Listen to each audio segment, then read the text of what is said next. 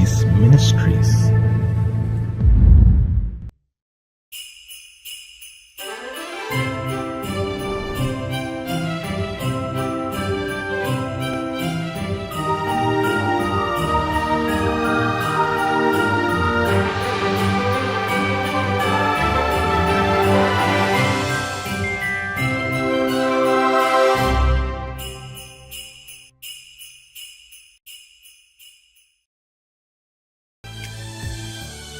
கர்த்தர் சீயோனிலிருந்து உன்னை ஆசீர்வதிப்பார். நீ ஜீவனுள்ள நாளெல்லாம் எருசலேமின் வாழ்வை காண்பாய். சங்கீதம் 128:5.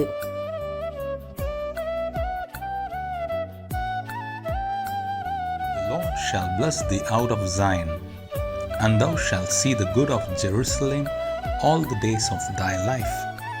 Psalms 128:5. கர்த்தருடைய பரிசுத்த நாமம் மகிமைப்படுவதாக. மகிழ்ச்சிகரமான கடைசி மாதத்தில் காட் ஹூ சீஸ் மினிஸ்ட்ரி சார்பாக உங்களை சந்திப்பதில் பெரும் மகிழ்ச்சி அடைகிறேன். இந்த ஆண்டு முழுவதும் தேவனாகிய கர்த்தர் நம்மையும் நம் குடும்பத்தையும் கிருபையால் தாங்கி நடத்தியிருக்கிறார். நம்முடைய போக்கிலும் வரத்திலும் நம்முடைய பிரயாணங்களிலும் கர்த்தர் நமக்கு துணையாயிருந்தது மாத்திரமல்ல, நம்முடைய பலவீனங்களிலே தம்முடைய வார்த்தையை அனுப்பி பலப்படுத்தியிருக்கிறார். நாம் அநேக நேரங்களிலே சோர்ந்து போய் இருந்த போதும் கர்த்தர் தம்முடைய வார்த்தையினாலே நம்மை தேற்றினார், நம்மை பலப்படுத்தினார். தேவனாகிய கர்த்தர் நம்மோடு கூட இருக்கிறார் என்பதை இதன் மூலம் அநேக நேரங்களிலே நம்மை உணர வைத்திருக்கிறார். விசேஷமாக இந்த கடைசி மாதத்திலே தேவனாகிய கர்த்தர் நிறைவான ஆசீர்வாதங்களால் நிரப்பி நம்மை ஆசீர்வதிப்பார் என்று நம்புகிறேன். கர்த்தருடைய வார்த்தையை கேளுங்கள், நம்புங்கள். கர்த்தருடைய வார்த்தை உங்கள் நடுவிலே பெரிய காரியங்களை செய்யும். தேவனிடத்திலிருந்து ஆசீர்வாதங்களை காத்திருந்து பெற்றுக்கொள்வோம். தேவனாகிய கர்த்தர் நிச்சயம் உங்களையும் உங்கள் குடும்பங்களையும் ஆசீர்வதிப்பாராக. ஆமேன்.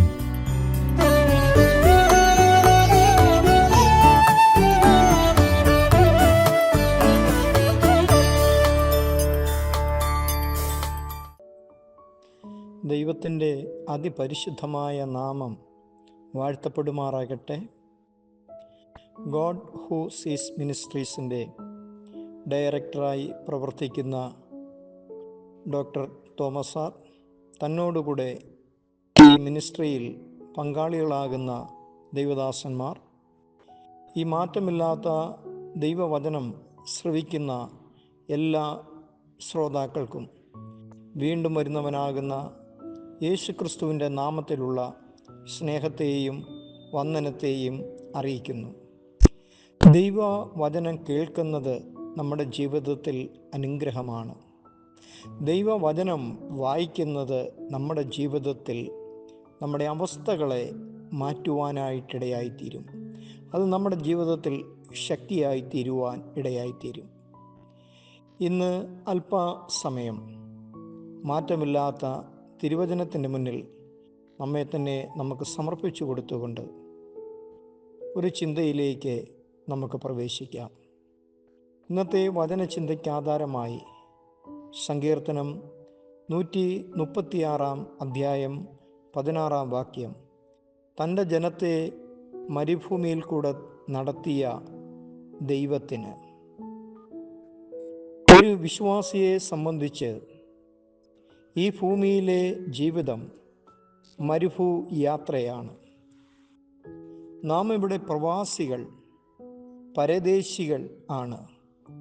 നിത്യരാജ്യത്തിനു വേണ്ടിയാണ് നാം ഇവിടെ ജീവിക്കേണ്ടത്. അതിനുവേണ്ടിയാണ് നമ്മെ ദൈവം ഈ ഭൂമിയിലേക്ക് ജീവിക്കുവാൻ അവസരം തന്ന് അയക്കുവാനിടയായിത്തീർന്നത്.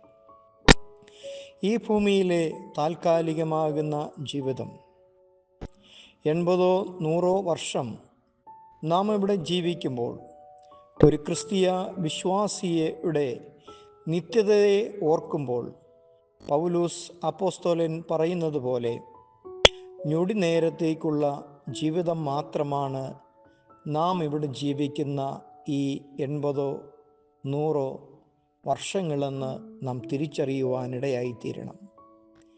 എന്നാൽ ഈ മരുഭൂയാത്രയിൽ നമ്മെ നടത്തുന്ന ഒരു ദൈവമുണ്ട്.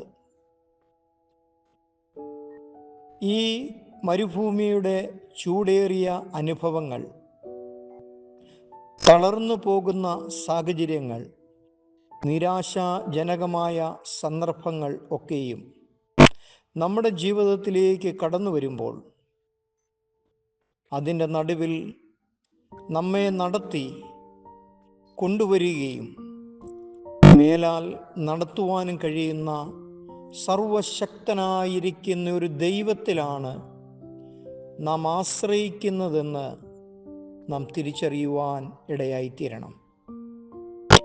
അതുകൊണ്ട് നടത്തിയ ദൈവം,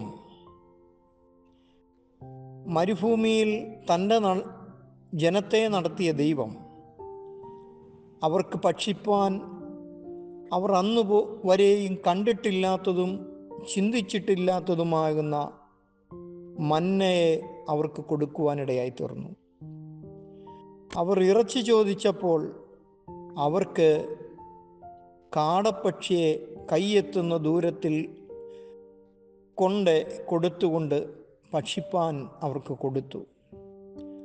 അവർക്ക് ദാഹിച്ചപ്പോൾ അവർക്ക് തീക്കൽ പാറയിൽ നിന്നും, ദൂരെ നിന്ന് നോക്കുമ്പോൾ തീ കത്തുന്നതെന്ന് തോന്നുമാറ് കത്തിജ്വലിക്കുന്ന തീക്കൽ പാറയിൽ നിന്നും തണുത്ത വെള്ളത്തെ അവർക്ക് കൊടുത്ത് ദൈവം അവരെ നടത്തി.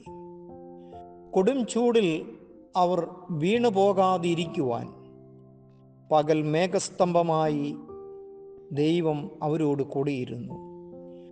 രാത്രിയിലെ കൊടും ശൈത്യത്തിൽ മരവിച്ച് മരിച്ചു വീഴാതിരിക്കുവാൻ ചൂടായി രാത്രിയിൽ പ്രകാശമായി ദൈവം അവരോടുകൂടെ അഗ്നിത്തൂണായിട്ട് ഇരിക്കുവാനിടയായി തീർന്നു. മരുഭൂമിയിൽ അവരെ ദൈവം അവർക്ക് വേണ്ടുന്നതെല്ലാം കരുതി അവരെ നടത്തി.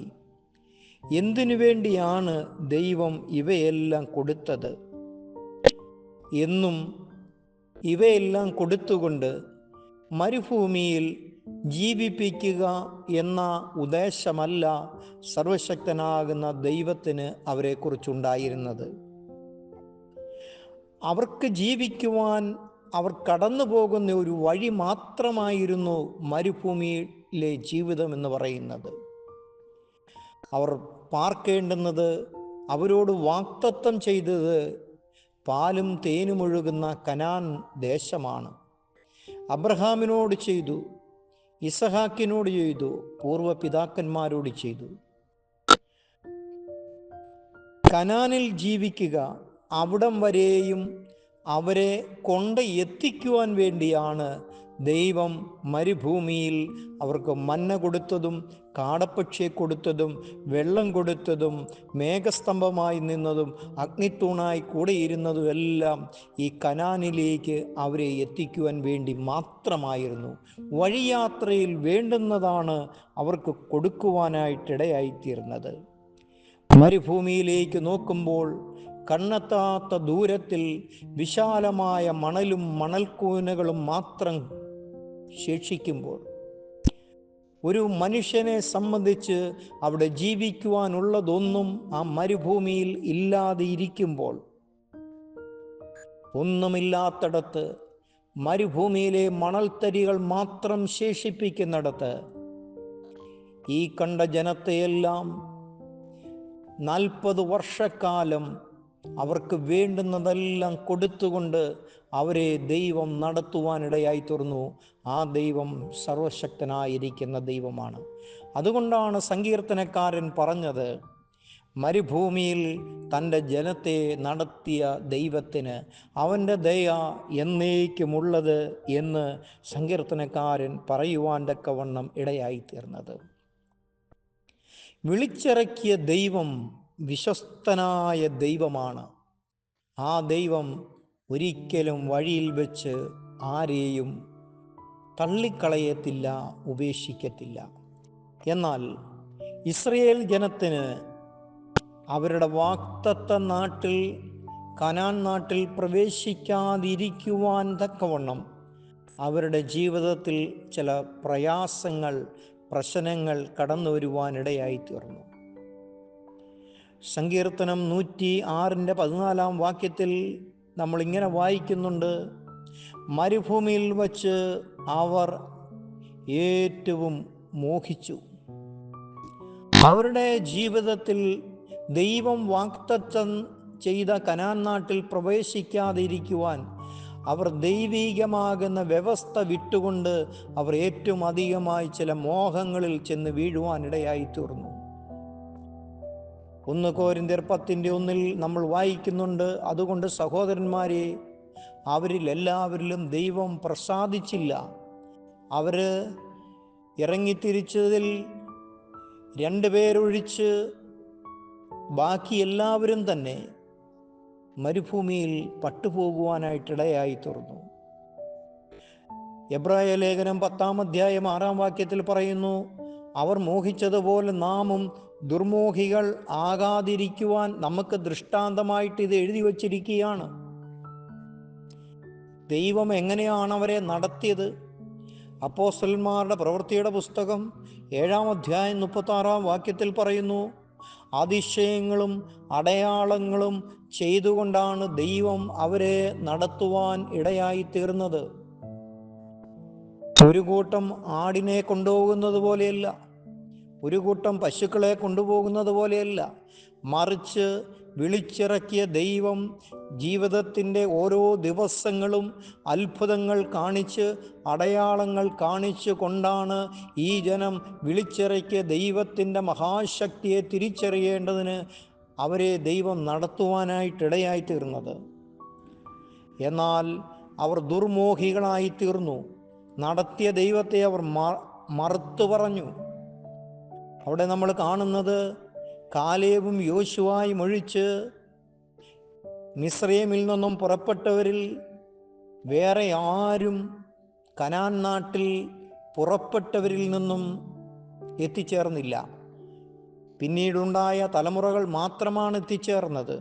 കാരണം അവർ ദുർമോഹികളായി തീരുവാനിടയായി തീർന്നു. ദൈവം നടത്തുവാൻ സർവശക്തനാണ്. എന്നാൽ ദൈവം നമ്മെ നടത്തുമ്പോൾ ദൈവത്തിൻ്റെ ഹിതത്തിൽ നിന്നും വ്യതിചലിച്ചുകൊണ്ട് നാം ദുർമോഹികളായി തീർന്നാൽ നാം കനാൻ നാട്ടിൽ എത്തുമോ എന്ന് നാം ചിന്തിക്കണം. ഈ താൽക്കാലിക ജീവിതത്തിലെ സുഖത്തിനും സന്തോഷത്തിനും വേണ്ടി ഉള്ള ഒരു ജീവിതമല്ല ക്രിസ്തീയ ജീവിതം. ക്രിസ്തീയ ജീവിതത്തിന് പരമോന്നതമാകുന്ന ഒരു ലക്ഷ്യമുണ്ട്. ആ പരമോന്നതിയിൽ ദൈവം നമ്മെ എത്തിക്കുവാനായിട്ട് മതിയായവനാണ്. ലോകത്തിൻ്റെ മോഹങ്ങൾക്കും സമ്പത്തിൻ്റെ അത്യാഗ്രഹത്തിൻ്റെയും ജഡമോഹങ്ങളുടെയും പിന്നാലെ പോയാൽ നാം അവരെ പോലെ കനാനിൻ്റെ സൗഭാഗ്യം എത്തുവാൻ, ക്രിസ്തീയ ജീവിതത്തിൻ്റെ വിളിക്കനുസരിച്ചെത്തുവാൻ കഴിയാതെ പോകുമെന്ന് നാമും തിരിച്ചറിയുവാൻ ഇടയായിത്തീരണം. 106 സങ്കീർത്തനം 16 പറയുന്നു: അവർ ദൈവത്തെ പരീക്ഷിച്ചു എന്ന് പറയുന്നു. അവർ ദുർമോഹികളായി തീർന്നു. 2 അവർ ദൈവത്തെ പരീക്ഷിച്ചു. 78 സങ്കീർത്തനം 17-19 പറയുന്നു: അവർ ദൈവത്തോട് മത്സരിച്ചു. ആ ജനം നടത്തിക്കൊണ്ടുവന്ന ദൈവത്തോട് ചോദിക്കുകയാണ്: മരുഭൂമിയിൽ മേശയൊരുക്കുവാൻ ദൈവത്തിന് കഴിയുമോ? ഈ ജനത്തിന് ഇറച്ചി കൊടുക്കുവാൻ കഴിയുമോ?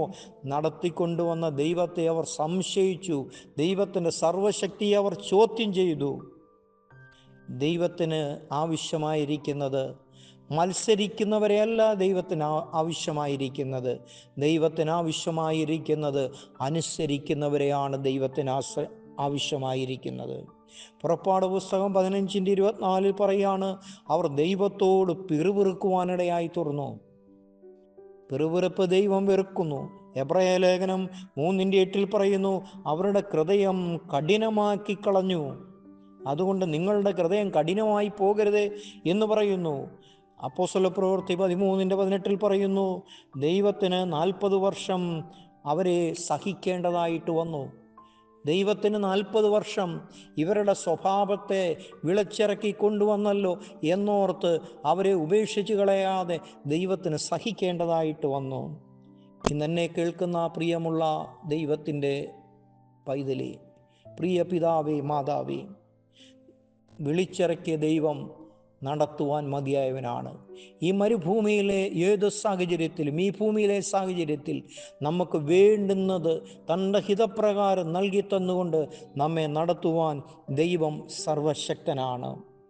ദൈവം നടത്തുവാൻ സർവശക്തനാണെന്നും ഈ ഭൂമിയിലെ മരുഭൂയാത്രയിൽ അവൻ നടത്തും എന്നും അത് ജീവിതത്തിൽ ഓരോ ദിവസവും അത്ഭുതങ്ങളും അടയാളങ്ങളും പ്രവർത്തിച്ചുകൊണ്ട് നമ്മെ കൈവിടാതെ നടത്തുന്ന ഒരു കർത്താവിൻ്റെ കരുണയിൽ നമുക്ക് ആശ്രയിക്കുവാൻ ഇടയായിത്തീരണം. നമ്മെ ലക്ഷ്യസ്ഥാനത്തെത്തിക്കുവാൻ വേണ്ടി ചെങ്കടലിനെ 2 പിളർക്കണമെങ്കിൽ അവൻ പിളർക്കും. നമ്മെ വാഗ്ദത്ത നാട്ടിലെത്തിക്കുവാൻ ജോർദാനെ ചിറ പോലെ കെട്ടണമെങ്കിൽ അവൻ കെട്ടും.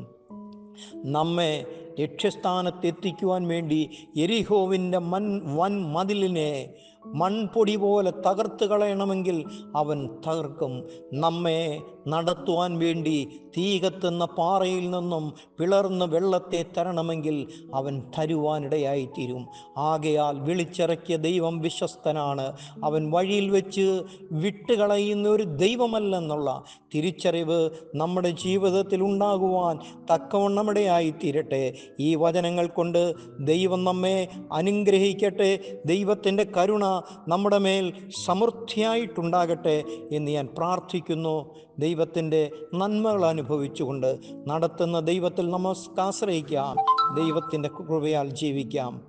യേശുവിൻ്റെ നാമത്തിൽ ആമേൻ. எங்கள் பிதாக்கள் உம்மிடத்தில் நம்பிக்கை வைத்தார்கள். நம்பின அவர்களை நீர் விடுவித்தீர். உம்மை நோக்கி கூப்பிட்டு தப்பினார்கள். உம்மை நம்பி வெட்கப்பட்டு போகாதிருந்தார்கள். சங்கீதம் 22:4-5.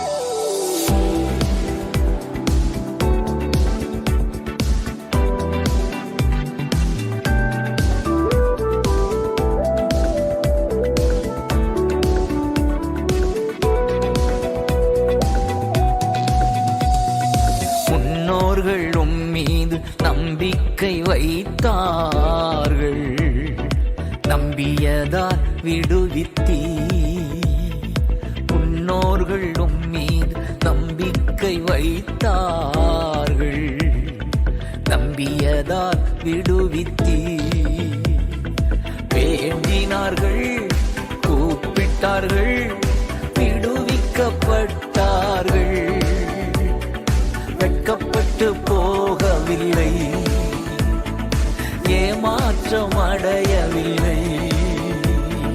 வேண்டினார்கள், கூப்பிட்டார்கள், விடுவிக்கப்பட்டார்கள். முகம் வெட்கப்பட்டு போகவில்லை, ஏமாற்றம் அடையவில்லை.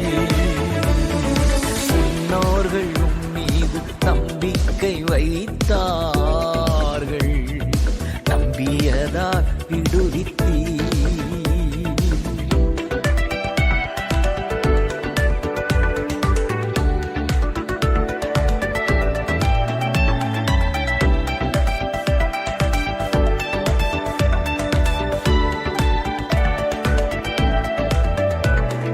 கர்த்தர் கொடுத்த வாக்குறுதியை நிறைவேற்ற வல்லவர் என்று.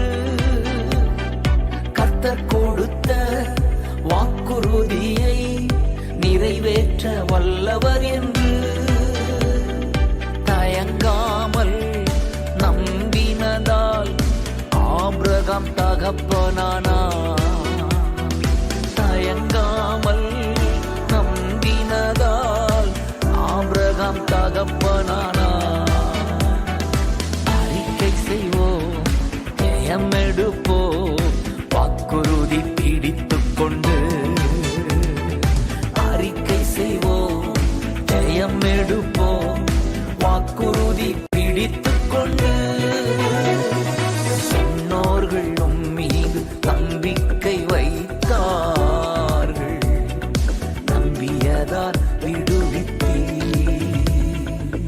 பாபிலோனிலே சிறைப்படுத்தப்பட்ட தேவ ஜனங்கள் 70வது ஆண்டு முடிவில் விடுதலையாக்கப்படுவார்கள் என்று எரேமியா வழியாக கர்த்தர் சொன்ன வாக்குறுதியை பிடித்து ஜெபிக்கிறார் தானியேல். ஜனங்கள் விடுதலை பெறுகிறார்கள், சொந்த தேசம் திரும்புகிறார்கள். சிறையிருப்பை திருப்புவேன் என்று கர்த்தர் சொன்ன வாக்குறுதியை, சிறையிருப்பை திருப்புவேன் என்று கர்த்தர் சொன்ன வாக்குறுதியை பிடித்துக் கொண்டு தானியேல் என்று ஜெபித்து ஜெயம் எடுத்தார். பிடித்துக் கொண்டு தானியேல் என்று ஜெபித்து ஜெயம் எடுத்தார். அறிக்கை செய்வோம், ஜெயம் எடுப்போம், வாக்குறுதி பிடித்துக் கொண்டு. அறிக்கை செய்வோம், ஜெயம் எடுப்போம், வாக்குறுதி பிடித்துக் கொண்டு. முன்னோர்களும் மீது நம்பிக்கை வைத்தார்கள், நம்பியதா விடுவித்தீ. தன் சகோதரன் தன்னோடு போர் செய்ய வருகிறார் என்று அறிந்த ஜேக்கப், உன் தேசத்துக்கு திரும்பி போ, நான் கூட இருப்பேன், நன்மை செய்வேன் என்று கர்த்தர் சொன்ன வாக்குறுதியை பிடித்து ஜெபிக்கிறார், ஜெயம் எடுக்கிறார். தேசத்திற்கு திரும்பி போனி, நன்மை செய்வேன் என்று சொன்னாரே. தேசத்திற்கு திரும்பி போனி, நன்மை செய்வேன் என்று சொன்னாரே. அந்த திருவார்த்தையை பிடித்துக் கொண்டு ஜேக்கப் ஜெயம் எடுத்தார். அந்த திருவார்த்தையை பிடித்துக் கொண்டு ஜேக்கப் ஜெயம் எடுத்தார்.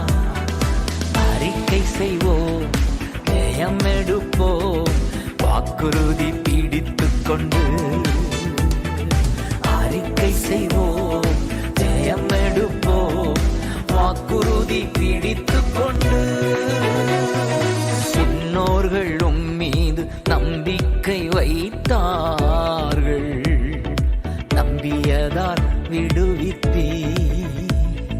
முன்னோர்கள் மீது நம்பிக்கை வைத்தார்கள், நம்பியதால் விடுவித்தீ. வேண்டினார்கள், கூப்பிட்டார்கள், விடுவிக்கப்பட்டார்கள். வெட்கப்பட்டு போகவில்லை, ஏமாற்றம் அடையவில்லை. வேண்டினார்கள், கூப்பிட்டார்கள், விடுவிக்கப்பட்டார்கள். முகம் வெட்கப்பட்டு போகவில்லை, ஏமாற்றம் அடையவில்லை. முன்னோர்கள்